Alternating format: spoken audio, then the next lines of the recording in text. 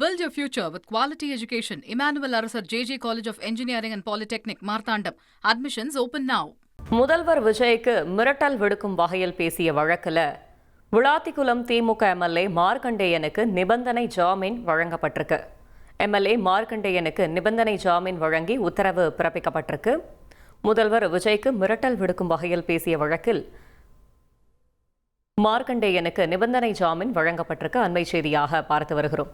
மேலும் தகவலை செய்தியாளர் சுரேஷ் வழங்கிட கேட்கலாம். சுரேஷ் வணக்கம். என்ன நிபந்தனை விதிக்கப்பட்டிருக்கு, முழு தகவலையும் சொல்லுங்க.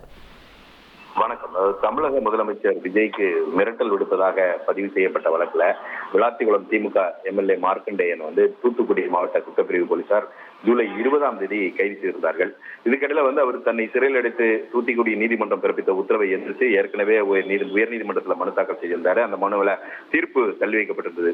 இதற்கிடையில அவர் தூத்துக்குடி முதன்மை நீதிமன்றத்தில் ஜாமீன் கேட்டு மனு தாக்கல் செஞ்சிருந்தாரு. அந்த மனு தள்ளுபடி செய்யப்பட்டதை எதிர்த்து உயர்நீதிமன்றத்தில் ஜாமீன் கேட்டு மனு தாக்கல் செஞ்சிருந்தாரு. இந்த மனுவை நீதிபதி GK இளந்தரன் முன்னாடி இன்னைக்கு விசாரணைக்கு வந்தப்போ மார்க்கண்டேயன் தரப்பில் ஆஜரான மூத்த வழக்கறிஞர் வில்சன் இது போல பேசியிருக்க கூடாதுன்னு சொல்லிதான் மனுவை ஜாமீன் மனு கீழமை நீதிமன்றம் தள்ளுபடி செஞ்சிருக்குன்னு குறிப்பிட்டாரு.